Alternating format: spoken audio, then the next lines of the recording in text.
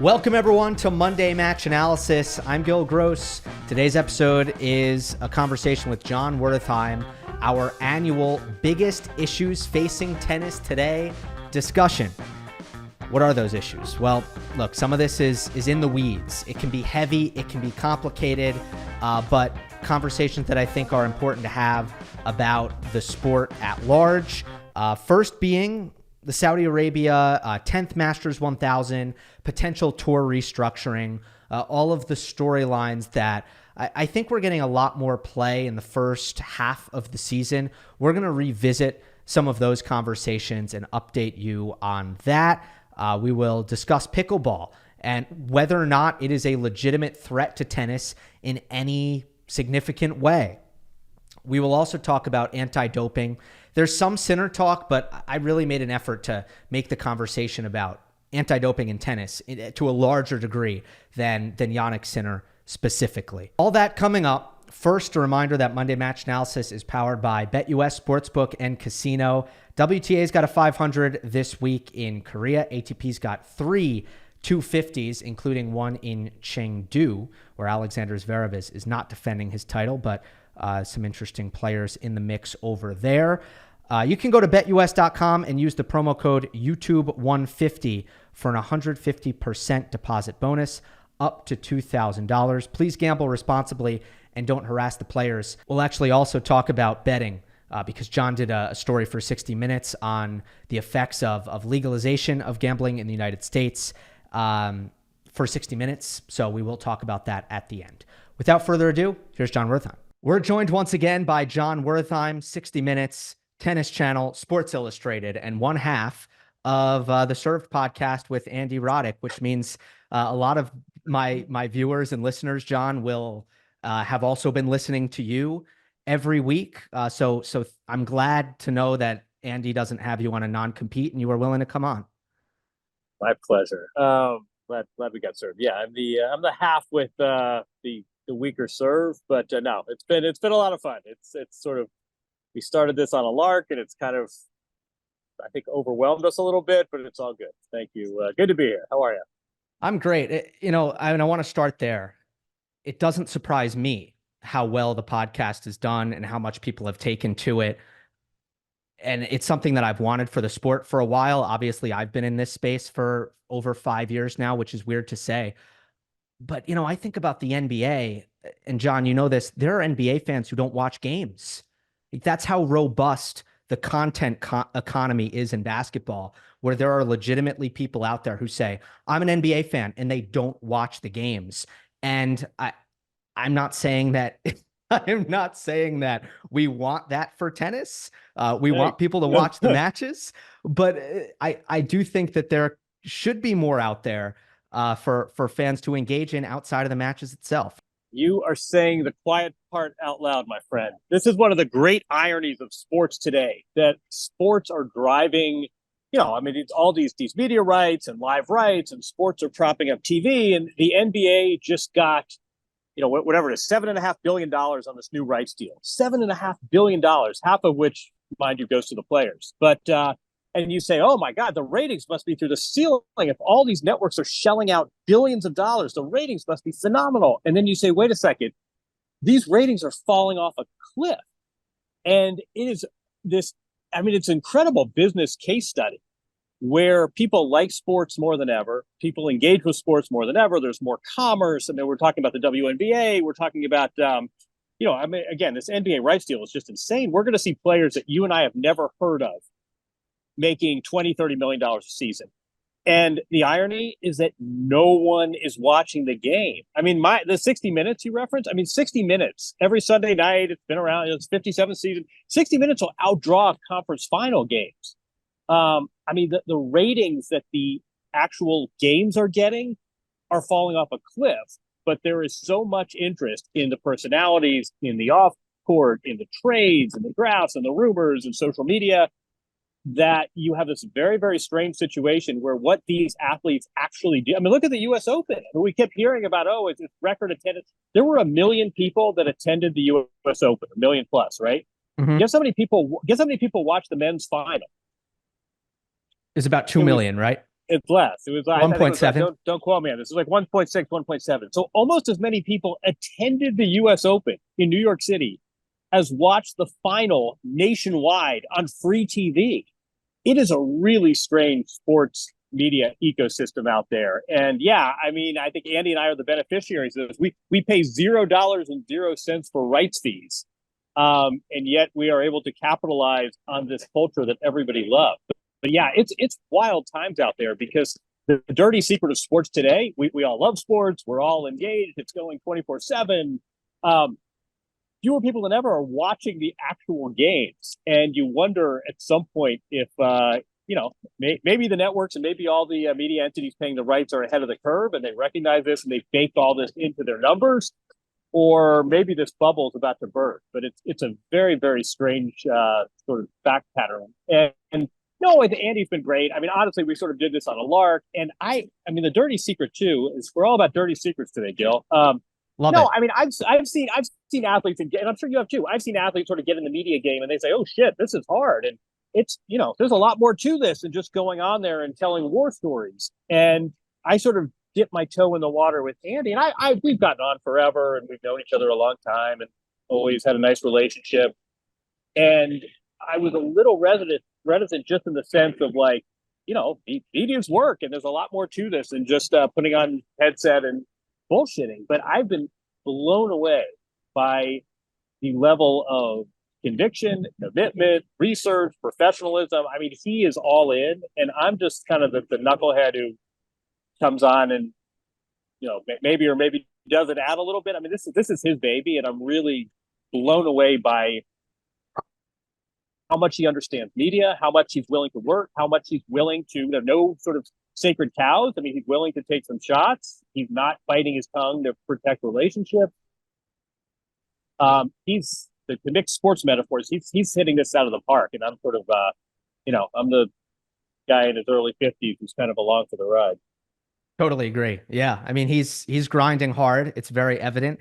I was also curious when I first saw it come up. Okay, what's going to be the output here? What's going to be the consistency here? And yeah, I think everybody can see that it's at the very highest level. Let's begin with Saudi Arabia, which is something we talked. I thought what? I thought you said Saudi Arabia there for a second. I did. I know it's wild. What happened in Saudi Arabia? Exactly. And that's why I'm beginning with it, because John, the first 5 months of the season, this was the major, I guess, off-court story in terms of there's meetings happening at Indian Wells. There are meetings happening at Madrid. There's going to be this massive bombshell reorganization of the sport. It's never going to be the same again. And it seems, at least temporarily, and this is my question, is it temporary or is it permanent? It feels like status quo, one out. Is that just happening for a moment here? Or do you think that status quo long-term has a chance to actually win out in terms of Saudi Arabia's impact in the sport, or just the structure of the tours as we know it?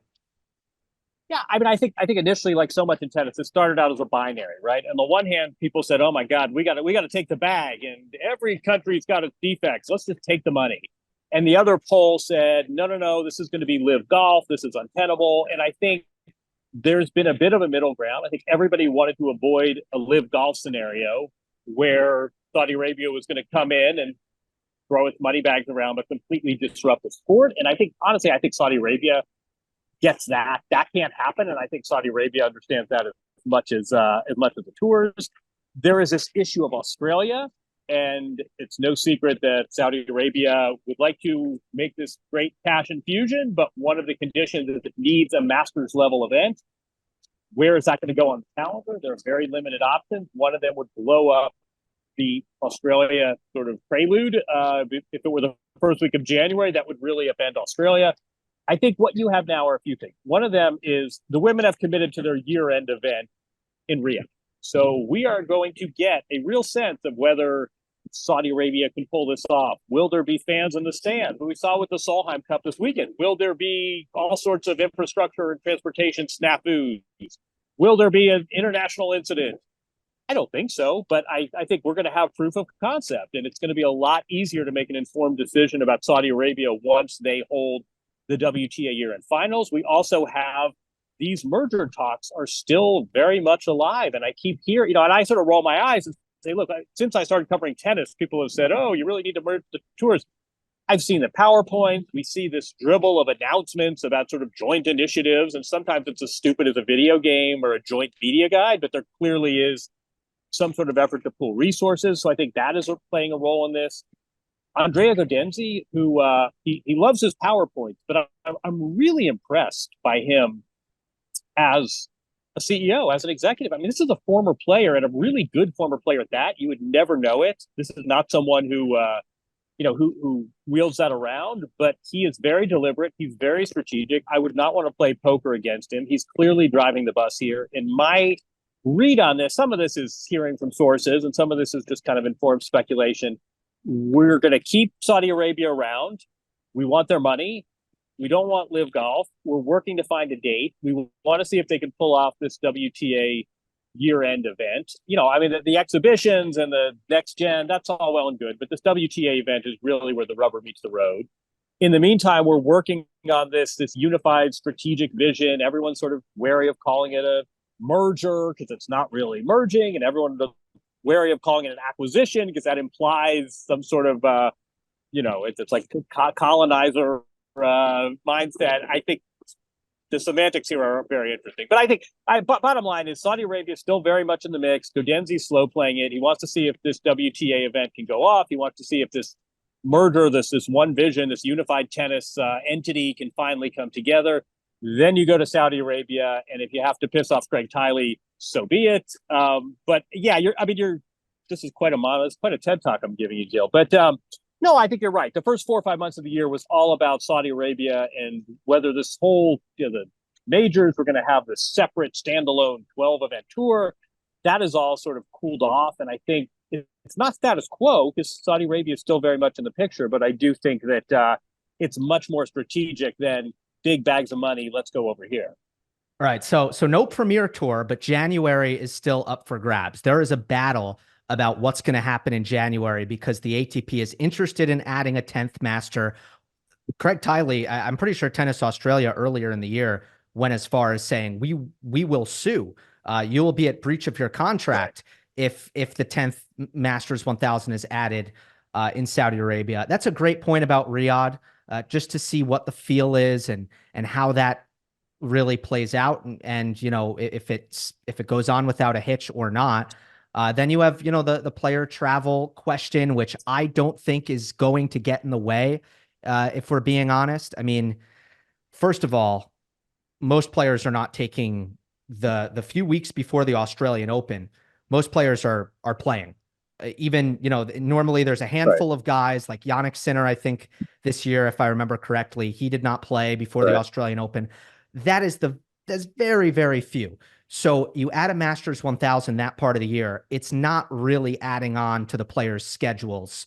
So, I mean, what do you think that comes down to in 2026? Is it if Riyadh goes well, you would expect that 10th Masters to be in Saudi Arabia? And then one other thing, John, United Arab Emirates, they might want in. They're saying Dubai, they're saying, why don't we have a Masters 1000, right? Yeah, I mean, first of all, I think we've already moved into 2027. So let's bear in mind we got a few years here. No, I mean, that's one of the issues here that for 25 years, more than 25 years, we've had events in UAE, in Doha, Dubai, and they're saying, wait a second, how did these Saudis jump the line here? You wanted a 1,000 event in the Gulf states. We would happily have put up the money. We've been loyal ATP members for more than a quarter of a century. How did we get jumped in line? It's that's something that Andrea Gaudenzi is having to reckon with. There's a lot of talk about the open bid process, implying that, hey, anyone can grab this 10th event. I think we all know that's probably just a bit of cover. But we talk about the calendar all the time. There are a very finite, as in like 3 weeks, where this event could go. Bear in mind, too, the other thing we haven't talked about is very slowly we've seen this creep of Saudi influence. So we have this PIF, go to the ATP website and look at the rankings, and it's sponsored by PIF. And I would hazard to guess 9 out of 10 fans don't really care. They just want to see what David Goffin moving up the ranks, but that's PIF is the private investment fund. That's a Saudi sovereign wealth fund. So already there's been a pretty significant investment made. All this is very deliberate. Again, Andrea Gaudenzi is not the guy I want to play poker against. I think he's very savvy, and I mean that as a compliment. I think he's a very shrewd businessman, and I think that, yeah, realistically, I think there's a spot in between Roland Garros and Wimbledon. That seems very unlikely between two majors playing grass to have a hard court major in the Middle East. Maybe you can do some fancy footwork and sell the Paris indoor and move it to the fall. But I mean, realistically, it's the first week of the year where this 10th Saudi event is likely to go. And I don't know if you want to go here, but I think another point that I hear discussed a lot is, and certainly the U.S. Open would bear this out, is how much of tennis now is about the experience, and it's honeydews and it's celebrities and it's having a great time at the Open and catching a ball and buying merchandise, and how much of it is player specific. And I think one thing that a lot of tournaments are banking on is, look, it used to be if we didn't get Roger Rafa Novak, this felt second rate. And now the model is sort of shifted to, let's put on a cool event. Everyone loves Indian Wells. Let's have face painting and the rock concert and signature beverage. And if Gill Gross played Jon Wertheim, fans would still come and have a good time. So if Jannik Sinner doesn't want to go to Riyadh the first week of January, I don't think that's fatal to a 1,000 event going on and even being successful. Yeah, it's an interesting question. I mean, I think we do see that with the U.S. Open. I think half the people who go don't care who's playing, frankly. Right. At the same time, how far financially and in terms of, growing the sport, how far does that live experience actually take a sport when at the end of the day, media rights and television and all of that is what drives it globally. So I certainly look, the Premier Tour, it actually sounded pretty great to me in terms of just in concept, you have less saturation. The tournaments you do have are big. You lean into them. Everybody is there. And it's almost like you have almost an NFL/F1, like any sport that doesn't have this like massive saturation like tennis has. I think you'd get more of that. So I don't know if that's a complete diatribe, but John, I do want to go back to the merger real quick. There was a time when we thought that there might be a massive disruption in terms of Saudi money coming in, more than just a 10th Masters 1000, that potentially the merging of the tours would be a part of it. Now it's not looking like that's the case, but there's still there's recent reporting that you probably saw, and you've done a lot of it yourself as well, in front office sports, that ATP and WTA merger could be finalized in the first half of 2025. And this would be a commercial, basically a merging of commercial rights. Right. I really like to bring it back to the fans. Like, why should the fans care? What does it matter for them? And I struggle to really give a lot there other than potentially streaming. Like, ATP Media is only for men's tennis, and Tennis TV is awesome. It's a great service for fans. If you're in the United States, Tennis Channel Plus is also fantastic, but that's not global. If there's a merger, are women on Tennis TV now? That matters for fans. Are the websites now one website instead of ATP.com and WTA.com? Are the stats kind of pushed together where, okay, ATP stats are miles ahead of WTA stats. Marketing, you can say the same thing. So what's your read on what this merger means for fans, and also what likelihood that it actually gets over the finish line? It's something I rarely do for podcasts, and I actually did a little research. Actually prepared a little. I appreciate that. The ATP commissioned this study about the fans and the brand, and somebody sent this to me, and the findings are wild. And basically, it's people love the majors, and then there's a huge drop off. I'm looking at this here. I think it's 5% of casual fans understand the tournament tier system. To 28% of avid fans do not follow the ATP tour. I mean, it's really wild how the tennis really is two different sports, 8 weeks of majors and then the rest of the year. And I think part of the virtue of this sort of combination, and we can sidebar this discussion. What do you do when one tour, objectively, forensic accounting is worth 4x the other? How do you structure the deal so everyone is whole? And when one tour is worth literally, it's an 80-20, 75-25 split. But I think anything this merger can do to unify the sport, to make it easier for the fans to follow. You're right. Something as silly as statistics, something as meaningful as watching highlights on one site. I mean, it's amazing. You and I follow other sports, right? We love the NBA. Mm-hmm. And I mean, yep. The experience as a fan, searching for material, whether it's stats, whether it's highlights, whether it's for the most sort of the simplest inquiry you would need telling a story. Tennis is so far behind the times that I think if this has the impact of making the sport easier and more streamlined for fans, casual fans, I think that's a plus. I don't really, I mean, the one thing I keep hearing again and again is, look, this is not about equal prize money. This is not about the boys, playing Big Brother. This is not about sort of going back in time. I think equal prize money, we've passed the threshold. It's here, it's staying, it's not going anywhere. This is really about how do you apportion things like media rights and things like website traffic when right now it's not anything close to a 50-50 split. But to your question, I think this is a win for the fan. I can't think of any reason a fan wouldn't be supporting this. There might be some job redundancies. There might be a couple of occasions where you'll hear anecdotally that the practice courts are being, I mean, you could sort of think of cherry-picked examples, but I think this is a win-win for the sport, and I think it's a big win for the fans. I really can't see any real reason for fans to oppose this, working on the assumption, and I do, that most fans love Karolina Muchova, and they love Jasmine Paolini, and they love Frances, and it is very rare that I run into fans who say, I love the WTA, but I have no use for the ATP and vice versa. I mean, I think it's a real virtue of tennis that you and I can just as easily toggle between Iga versus Sabalenka as we can Carlos versus Jannik. And I think that's something that this sort of merger is only going to accentuate. I actually think, I don't know how to argue this because we would need to do some polling data.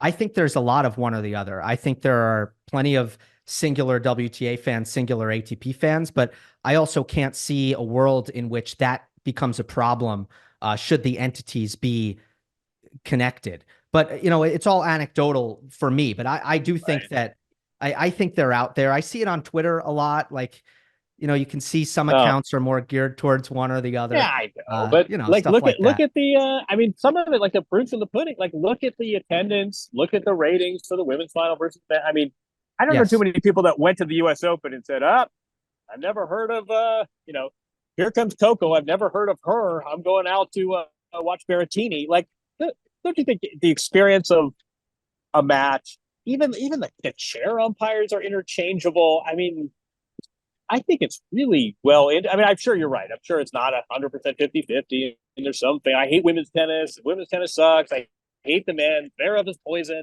I see that on Twitter, but I think you go to these events. I don't see an exodus to the seats as soon as, as soon as name your player. As soon as Iga gets on the court, I don't see the men's tennis fans like running to the exit. But I don't know. I mean, maybe this. I think we all. I don't know. I don't want to speak for anyone other than myself, but I think the sport is stronger when fans love both tours and don't draw these distinctions, and they're just as happy to sit through Pegula Muchova as they are Frances against Fritz. And I think that this sort of a merger is only going to sort of make that. It's only going to cement that. Yeah, and I think, frankly, the ATP does a lot of things at a higher level than the WTA in terms of marketing efforts and media efforts. Like, I just think it's easier to be a men's tennis fan because of the investments that the ATP has made. If the WTA can get in on that and start benefiting from that as well, that's going to help everybody. And stuff, you talk about fans going for the exits. I'll tell you what we do see. If you're at an event, you'll see they have to change the logo on the net when they go from a men's match to a women's match because the sponsor is different. So it might Yeah. be, the whole Logic logo's on the net. Now it's a men's match. Somebody's got to go out there and change it to, let's say, Mercedes-Benz. Like that kind of thing with this merger, that would be the main thing that like you just wouldn't see that anymore. And financially, it would hopefully make a lot of sense. Yeah, exactly. We talked about pickleball off the air. Let's go to that. And then we're going to get, John, I'm doing the thing where like, that was kind of not heavy, but it's almost like complex and like, a little bit in the weeds. I think pickleball is a little bit easier to stomach, and then we'll go to doping. Okay. That's the plan. All right. You got me whiplash. But yes, now we are going to the smaller venue with a different soundtrack. And I'm happy to talk pickleball. Well, let me put it to you this way. We've seen two approaches this summer to pickleball, which has become, I think, more and more a discussion in the tennis community about like, what does pickleball mean for tennis, right? The president of the FFT first of all, the FFT brought pickleball under its umbrella, built courts on site during the tournament. And this is a direct quote from the president of the FFT. And then we'll go to USTA President Dr. Brian Hainline. So FFT, quote, "Nothing is a threat to tennis. Tennis is huge. It's a special sport. Physically, technically, and mentally. We are not scared of having padel or pickleball taking over. Pickleball will get bigger and bigger, but tennis players will stay tennis players." That's the FFT. Couple months later, USTA President Dr. Brian Hainline, quote, "When you see an explosion of a sport and it starts potentially eroding into your sport, then yes, you're concerned. That erosion has come into our infrastructure. A lot of pickleball advocates just came in and said, we need these tennis courts. It was a great organic grassroots movement, but it was a little anti-tennis. The USTA has not embraced pickleball at the same level at the FFT. Whose approach do you think is more correct?" Oh, jeez. I used to like the rock and roll music, and then the kids came with their rapping and their baggy jeans and their hip hop. I think the FFT is on it. I mean, I think the USTA really missed an opportunity here. Maybe it's not too late. Things can be, we love the binary, accelerated and accentuated by social media. Everything either is awesome or it sucks. Sometimes things can be an and. I think pickleball is a great additive, and I think if I play pickleball and it's easy and it's fun and I can play with my wife and I hit the ball in the net and 10 seconds later the ball's back in play. I mean, it has its advantages. And then I say, wait, I really understand Onster that low slice. I really understand that. Oh, that angle volley. I really get that. Oh, bring them in and lob over their head. I mean, I think this doesn't have to be competitive. It should be complementary. And I think the USTA from the very jump should have realized this was a whole new cohort of fans that could appreciate the nuances of tennis and the geometry and what it means to construct a point. I mean, there's a lot of overlap here. And instead, a bunch of angry people said they're taking our courts and they're playing this sport with the annoying walking sound. And everyone sort of thumbed their nose and saw it as a threat, and they sort of missed the opportunity. I was at the FFT. I did, for the record, I did see someone completely wrench their knee on the pickleball court at Roland Garros, which probably wasn't part of the demonstration. But disclosure aside, no, I think pickleball could be really additive for tennis, and I think this sort of adversarial positioning is just part of it. I saw that quote from Brian Hainline. I mean, he knows better than that. I mean, some of that's just kind of pandering to the base. It's pissed off that they used to get a court every Thursday, and now it's being turned into 2 pickleball courts. But I think it's really short-sighted. And pickleball, I mean, if I were the U.S. Open, I would love to have the email addresses and some of the consumer data of the X million people that now are into pickleball. I think these are two. I was talking, who's really into this? I'm going to name drop, but this guy has insane opinions about. I mean, I don't mean insane. I mean, smart and thoughtful, but it's devoted a lot of time to thinking about pickleball's Agassi. Andre plays this multiple times a day. He has opinions about the camera angles. He has opinions about sort of how to make this more telegenic. I mean, he's really deep into this, and he has the FFT. I don't think I'm speaking out of turn. I mean, he agrees. Mm-hmm. This is tennis is always going to be. There's not going to be a Wimbledon for pickleball. There's tennis is going to be fine.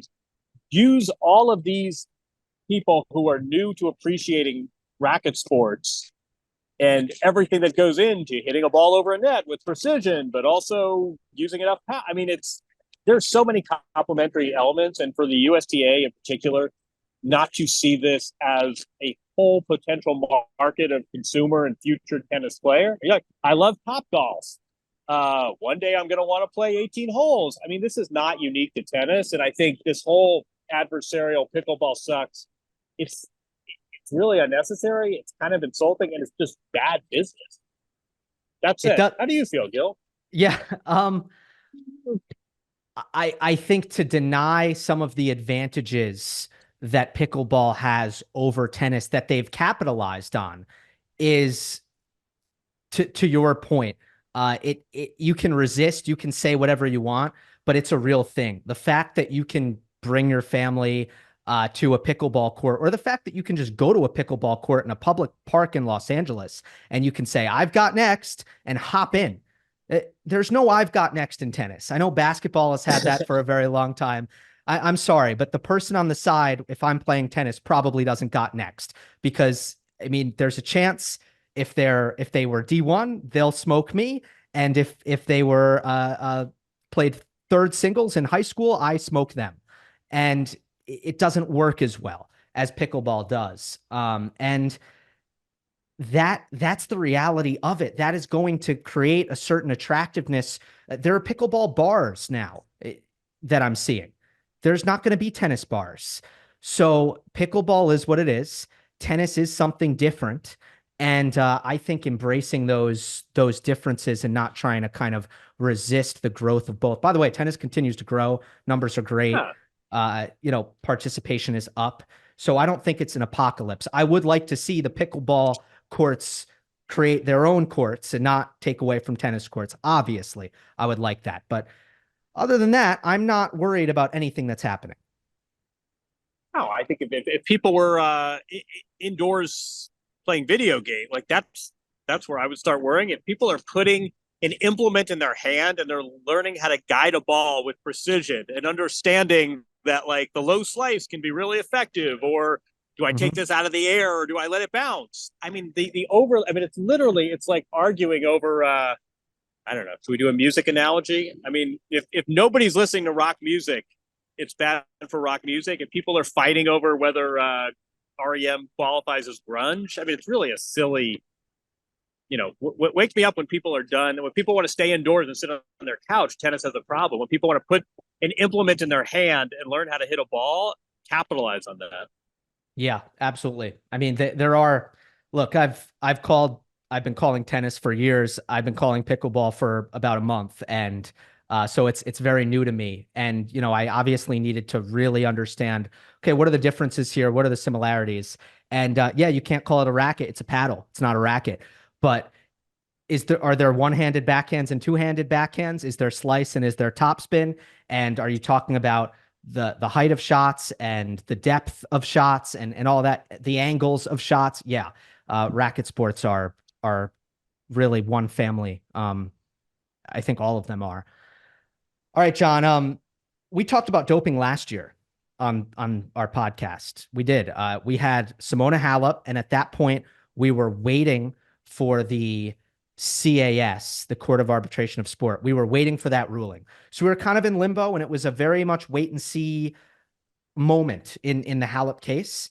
That played out how it did. The suspension was reduced to a length that actually the length that she had set out already exceeded the length that the suspension was reduced to, which was pretty bizarre. Last year, we also had Jensen Brooksby and Michael Emer both get suspended for whereabouts failures. So we had this conversation last year in multiple respects. And now, obviously, we're having it again as it was the biggest story coming into the U.S. Open with the world number one, Jannik Sinner. But, I don't want to delve into the details of the Sinner case. I think that everybody is hopefully seeked out all of the information that they can possibly seek out at this point. You're not that optimistic? Yeah. I need to do my research. It's become a catchphrase of our time. How many people do you think topped off starting with an N curious. How many people do you think popped off with very dogmatic and strong opinions and did not read the actual decision? Oh, many. 99 would be, yeah. That. So I wish I shared your optimism that people were versed in the facts. But sorry, I cut you off there. No, But, no, I guess you're right, though. I guess I should amend the statement. If you did not read what you needed to read, you are not about to read it. That ship has sailed. Well put. Well put. Right. Well put. What is the level of optimism? So I kind of want to play this forward and not delve in, not drive into the Jannik part of it, but just as a whole. What is the level of optimism from your perspective that the sport is clean? And, obviously, when I ask you that question, I am asking Jon Wertheim that question, but I'm of course also asking to all of the people that you talk to, because I'm sure when something like this happens, you get a sense of, where people are at with that. I can tell you, and I don't know if this speaks well of tennis, that it accommodates this diversity of opinion, or it speaks ill of tennis that this is so all over the map. I was astounded by how split opinions were. And these are not knuckleheads on Twitter. I mean, these are Hall of Famers who are reasonable, who are measured, who you and I would respect. And some of them are convinced that Jannik Sinner, in this particular case, was unfair. I mean, the decision speaks for itself, and this was a minuscule amount, and this was, if anything, it was sloppiness, and this guy would never do anything who are absolutely convinced of his innocence. And there are just as many accomplished, smart, Hall of Fame caliber players who pulled me aside and said, there's no doubt in my mind that he skated. If the amount was minuscule, it's only because he was cycling off, blah, blah, blah, and had a very, the theory of the case that he's been unfairly tarnished and that he deserves to have been exonerated. That is an opinion held by a lot of people who are very respected and respectable and not hotheads. And there are just as many really insidery, smart, non-hysterical types who are convinced that he cheated and skated. And it's naive to think that any competitive endeavor is clean. I don't think tennis is cycling. I don't think it's dirty per se. I don't think it's 100% clean. I think that sometimes we're confused about the profile of the athlete who would be inclined to cheat. I think incentives, to me, always do a lot of legwork. I don't know. I mean, I could argue with Jannik Sinner at his age, with his reputation, with his 9-figure Nike deal, why would he be doping? And why would he be doing it in March? And the flip side of that is you could just say you get to number one and there are all sorts of reasons. Carlos Alcaraz is eating your lunch and you want the Nike deal. There are just as many obvious reasons and incentives to dope. I think there are a very small number of people who have anything more than speculation. I do think one thing we ought to consider this is a thought exercise more than anything I feel strongly about. In criminal law, reputations matter, right? A defendant is allowed to have people as character witnesses. That opens the door to have that impeached and refuted. But reputations matter. Prior acts matter. Clean records matter. Is that something we ought to be considering in cases like this? You could be a good person and dope, but should we or should we not consider that in this case in particular, we're dealing with someone with an unimpeachable reputation before this? I don't know. I have no inside information here, and I'm just my talking point. My headline is I'm blown away by how split opinions are deep inside tennis. Okay, I think that's illuminating. But it's surprising and it's not, because I actually think there's a truth in the idea that doping and the entire system of controlling doping and anti-doping is way more subjective than we would like it to be. And similar to the court of law, if we want to bring forward that analogy, look, Jannik Sinner's story is out there. The tribunal, 3 independent tribunal members bought the story. They said, this checks out. We believe it. How is that different from somebody who gets in front of a judge and a jury and says, this is my story and this is why I'm not guilty? And then they have to make a decision. But as we all know, that doesn't mean that it's like black and white, right? Let me go even further. I mean, to your point, I think that's really well put. Let me go even further. In this particular sector, it's strict liability, right? It's like the product that blows. I mean, if you test positive in the strict liability universe, that is de facto guilt, right? You're the CEO of your body. It doesn't matter if it was tainted meat. It doesn't, maybe. And so then you have these mitigating circumstances.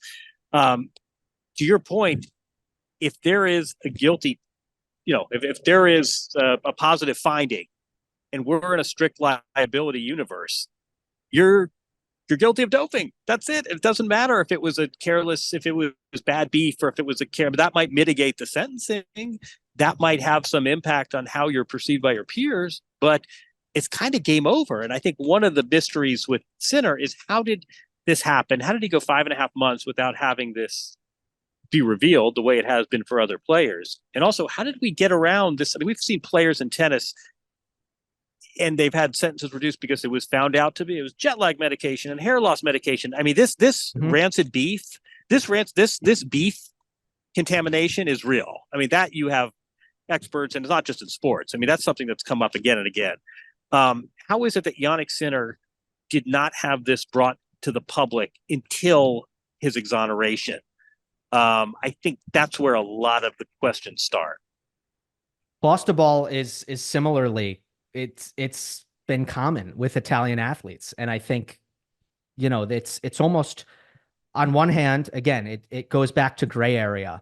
On one hand, it's like, well, we know that this is widely available in Italy. No wonder so many Italian athletes are contaminated accidentally with this substance. On the other hand, it's so well known that doesn't everybody know to avoid this stuff at all costs, especially because it has a massive doping warning on the cover. So it's all very difficult to square all these things. Look, I believe Jannik. I've looked at the evidence, and if I were on the tribunal, I feel that I would probably, based on the detail that they have, the story, it's just they have the play-by-play. This happened, and this happened, and this happened. Okay. Got it. But as I said, I also, at the same time, I believe that this anti-doping is way more subjective than people are actually comfortable with. And I'm wondering, John, you're right. Yeah. I'm wondering, because you're right. And this was so many reactions that I heard, including mine, was, well, why was it different for Jannik? And then the answer is, the lawyers were really fast. They knew the source right away. And that's how they were able to kind of avoid all this. But it's so incredible to think, like,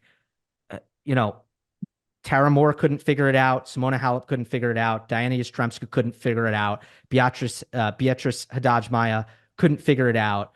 It's like none of these players, and obviously there is the example of, I'm forgetting his name, the lower ranked Italian player who had the same exact process as Sinner, which is now kind of gained a lot of attention. Then there were 2 other Italian players that tested positive for Clostebol. One was banned for 4 years. One was banned for 2. So it's not like there's a hard and fast rule for this. I guess I'm wondering, now that the Jannik thing has played out the way it has, will players be more aware of what they have to do to try to avoid the provisional suspension? And are we going to see a lot more cases play out like this? I mean, hopefully there aren't going to be a lot. And this still is rare, but I wonder if this was almost an educational thing for some players out there. Yeah, I think that there are a couple morals of the story, right? One of this is, have a theory of the case. So the athlete who says, fuck if I know, I don't know how this guy, I don't know why this thing tested positive, I have no idea, they're screwed. So one of the morals of the story is have a theory of the case. The other is, hey, listen, if you can get a really high-priced legal team, i.e. the guy who previously worked as a client of the ITIA and tried to work on the enforcement side, if somehow you can get that kind of a caliber representation, do it. I mean, this is not unique to tennis, that better defense tends to yield, high price defense tend to yield more favorable outcomes. But yeah, if I were a player, I would be looking at this closely. I also wonder, I had one very highly regarded trainer sports scientists say half the job of the trainer is to make sure your athlete doesn't come into contact with anything that could be contaminated or anything on the ban list. How in the world could these guys have even flirt, especially as you cite the track hit, the track record with other Italian athletes? How in the world could these trainers, who no longer work with Jannik Sinner, we should point out, how in the world could they even have found themselves in this position? And that is a question I've not heard or seen answered satisfactorily. Sure. You said in our conversation last year that this is a tough topic to cover. And look, I said this, not you. You're one of the, I think you've covered a wider array of sports topics and even some other stuff than any journalist I know. When you say something is hard to cover, for me, that holds a lot of weight because I have so much respect for you. Can you explain to the people why this is so hard to cover? Well, the one reason is, I think it's just sort of, before you get into the nitty gritty, this is Sure. about the worst thing you could say about an athlete, apart from like dumping games for betting purposes. But this is like plagiarism. This is a horrible allegation. You're cheating competition. You're cheating your peers.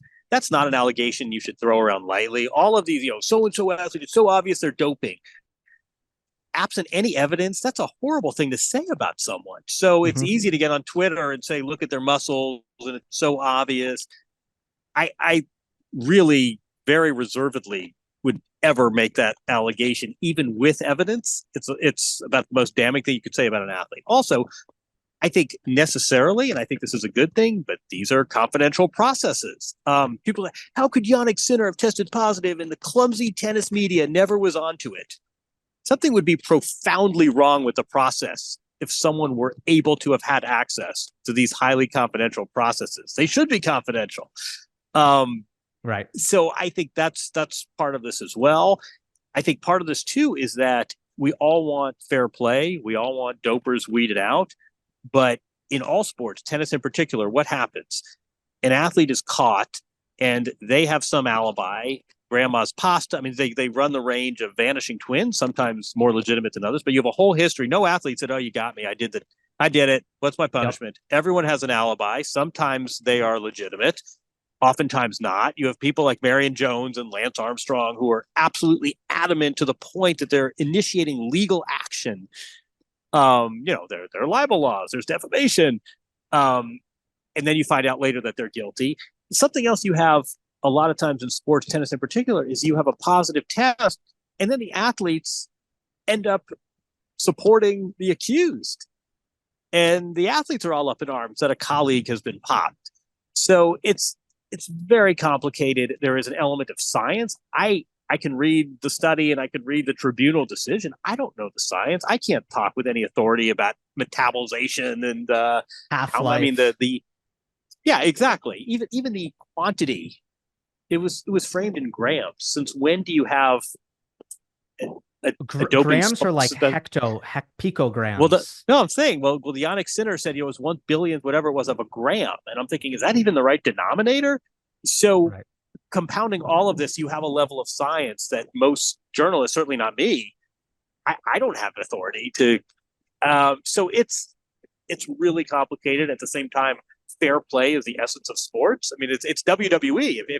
If the integrity of competition is being mocked and undermined and shortchanged, we may as well be doing pro wrestling here. So it's essential to sports, but at the same time, it's really tricky business for a variety of reasons. But I think the main one for me is this is a really damning allegation to throw around, and for people to sort of pop off about who's doping and it's so obvious. That's not territory I have any interest in entering. Yeah, absolutely. Yeah, that's well said. I just, before we end the doping conversation, TUEs, something that a lot of the players are talking about now, therapeutic use exemptions, and just the idea that you can get a diagnosis from a doctor. They say, okay, you have ADHD, you get Adderall medication. It helps you focus during matches. I think speaking with a lot of people in the sport, they seem to be more concerned about that than anabolic steroids or growth hormone, and like a lot of the stuff that I think you'll generally see pop up in in anti-doping matters. So I don't have a question for you on that, but I just wanted to say it. I'm glad you did. I mean, I think that if you're looking for doping, and this is not the thing the public has any sort of access to, but I would love to know the Adderall TUEs, not just in college, starting in college tennis, compared to the population at large. I mean, that's something you hear again and again. That Adderall is the sort of PED of choice. At the same time, if I have I'm sure you and I both know people, and Adderall was really really important for them and really necessary. And do we want to get into that level of granular skepticism? I would just as an aside, though, I hear a lot about Adderall. I wrote a piece maybe 5 years ago that should be online about the University of Georgia tennis program had an Adderall situation that really sort of went to the soul of the team.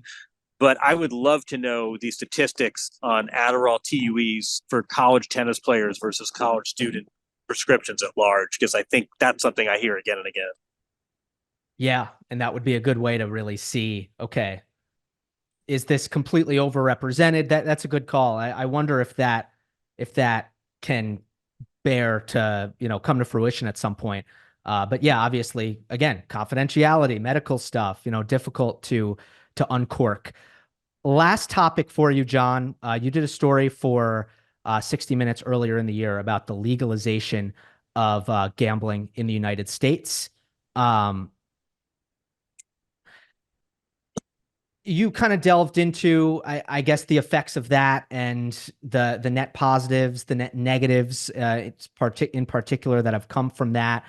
In tennis, it tends to be a storyline because players take a lot of abuse in their DMs and on social media.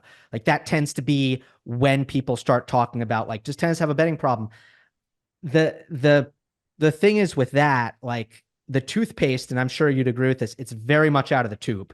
There was a poll recently from Siena College Research Institute. 39% of Americans bet on sports.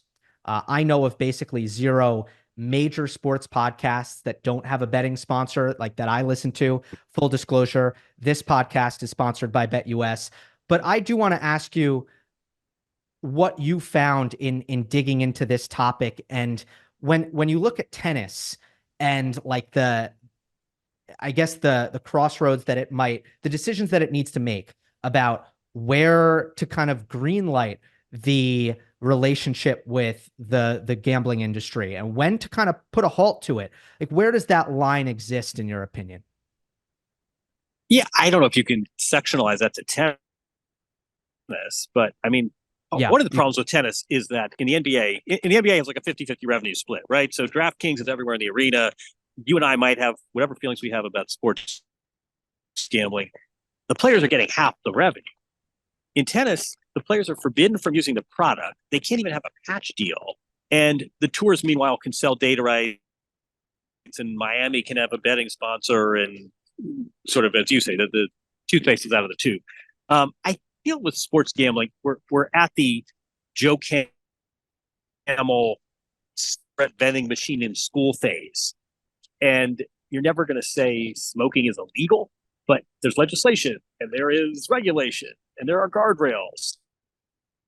And there is so little. I mean, that Siena College study that you cite, it is so scary. Some of the other points and some of the other conclusions they draw. What percent of college kids are using their federal loans for sports gambling? What percent of college kids think they have a sports gambling problem? I mean, it's really, someone said if 100 people put $100 in a sports gambling account within 6 months, 99% of them have lost their money and X percent of them are borrowing from other sources to cover their losses. I mean, this is a real public health issue. There are other public health issues that are legal.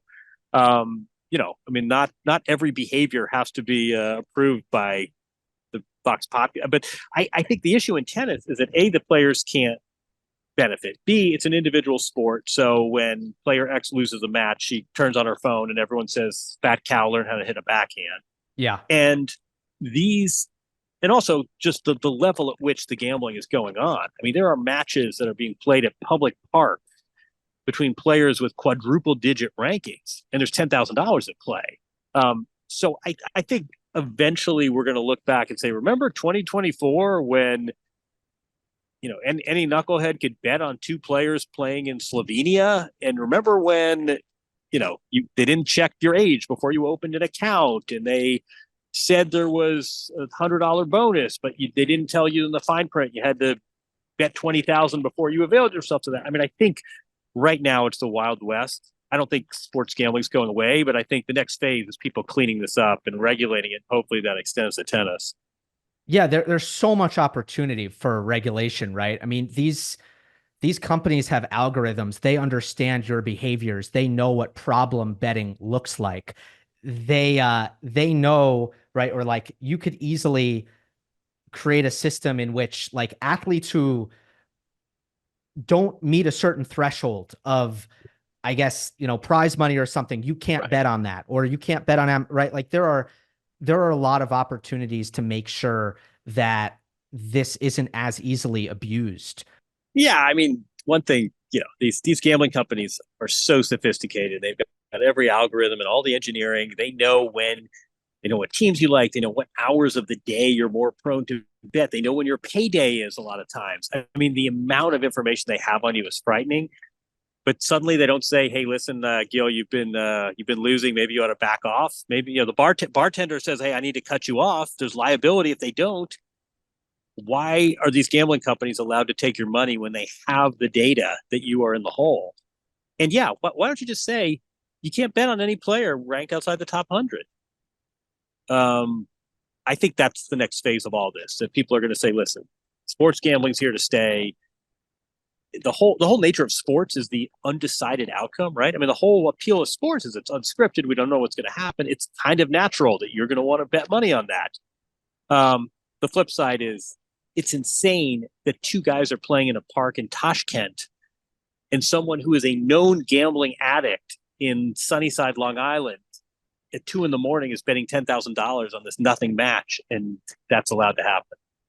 Yeah, when it's obviously a problem in that case, and it can be detected and it can be prevented if the companies were forced to, at odds with their capitalism, obviously. All right, Jon, this has been fantastic. I know it's never the easiest chat because biggest issues in tennis. The word issue is in the title for a reason. They're all issues, which means they're not easy, but I really appreciate it. So I do believe you're one of the few people who can navigate the gauntlet that I put you through on this annual show. And I think it's fantastic. Do you think Ben Shelton's going to have a top 10 ranking at this time next year? No, I'm kidding. Always a pleasure. I'm happy to talk issues with you. Thanks, Jon.